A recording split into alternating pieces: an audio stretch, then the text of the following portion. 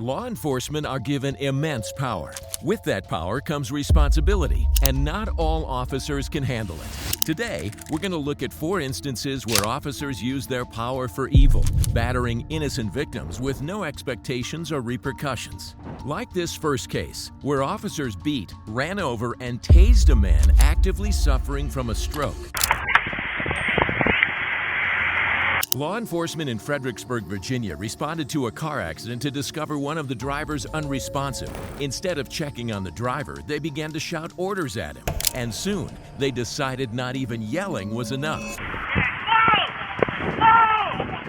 your car!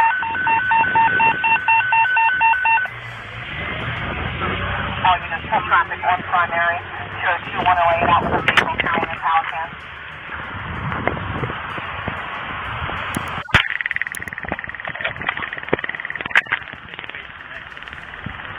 When the victim didn't comply to orders or even move when cops spoke to him, Officer Juergens tasered the man, who was actively suffering from a stroke. When that didn't happen, they made a violent, life-changing decision.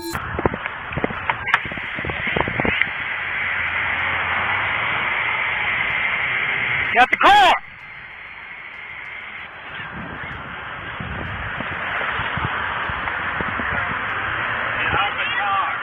Get out the car, my smoke you! Get out the car! Right now! We ain't playing, get out the car!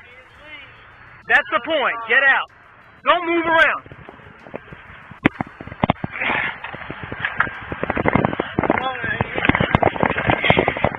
The victim's lack of response to both tear gas and a taser should have officers concerned for his well-being, but instead, it just makes them want to lash out more.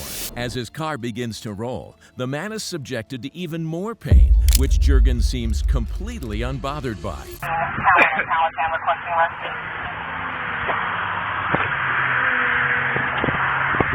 350 through headquarters, deploy the taser and OC.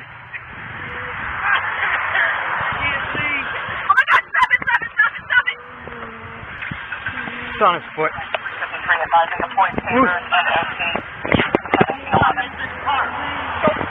His foot's on.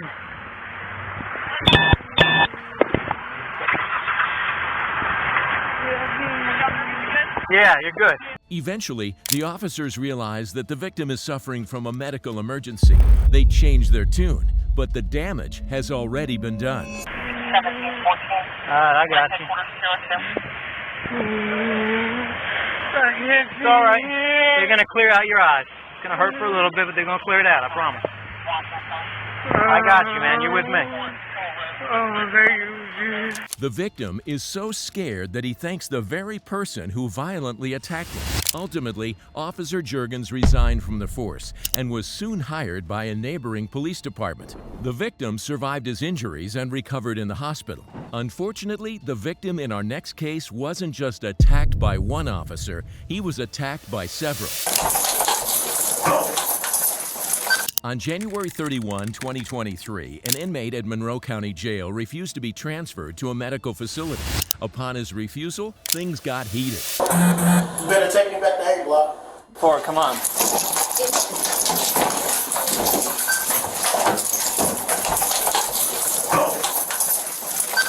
This is when officers began to use excessive force on the inmate, striking him long after he was subdued.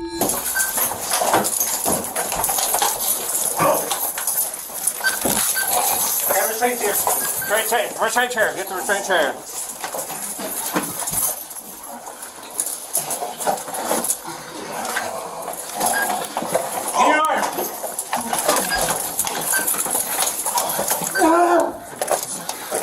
When the officer realizes he's bleeding, he continues to hit the inmate, even though other officers have him subdued.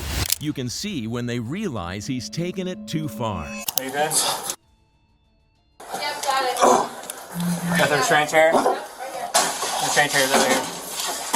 Go! As a result of this violence, the inmate suffered from a fractured nose and a fractured orbital bone, the bone around his eye. The corrections officer who struck him, Officer Mitchell, was fired from his position, but faced no further charges as a result. In our next case, a man wasn't just shocked by a law enforcement officer, he was also beaten.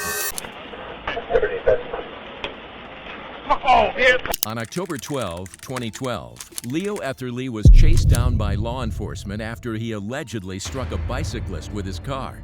What unfolded when he was caught was even more unnecessary violence, even when the suspect stopped resisting. Ow. What you gonna do? What you gonna do then? Knock me out? Shoot me? What's your name? What's your name? Don't worry about my name. What's your name? Rather than try to de-escalate the situation, the officers on the scene take a completely unjust approach that's hard to watch. Man, don't touch me. I got my...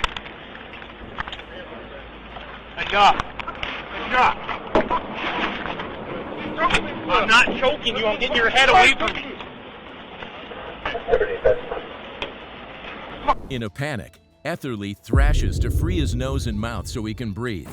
This only infuriates the officer, who lashes out in an attempt to stop him from moving at all. Oh, idiot!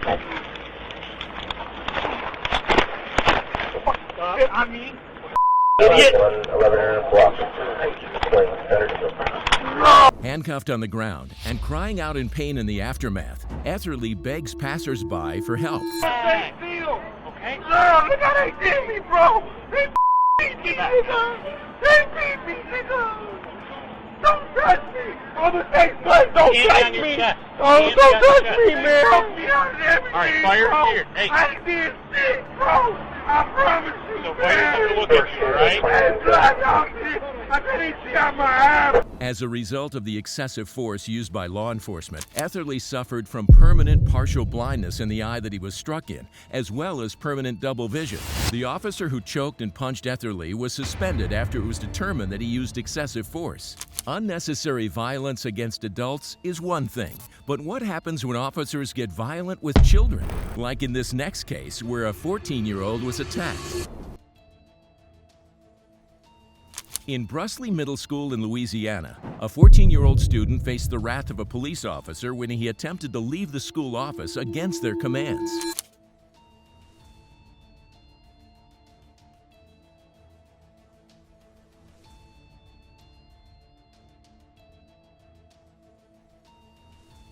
A second officer helps to assist after the first officer, Anthony Dupree, needlessly slammed the teen onto the ground. Things only escalated from there.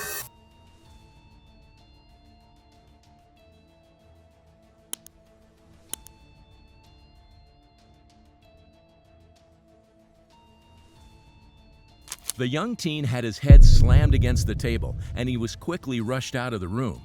During the struggle, one of the officer's guns was dislodged and handled safely by one of the school staff. This gun dangerously being exposed is ironic, considering that law enforcement was tackling the teenager for allegedly having a weapon. The teen ultimately had no weapon on him and faced no charges. Both of the officers, however, were indicted on charges of simple battery. Which of these cases do you think showed the most unjustified use of force? Let us know in the comments below.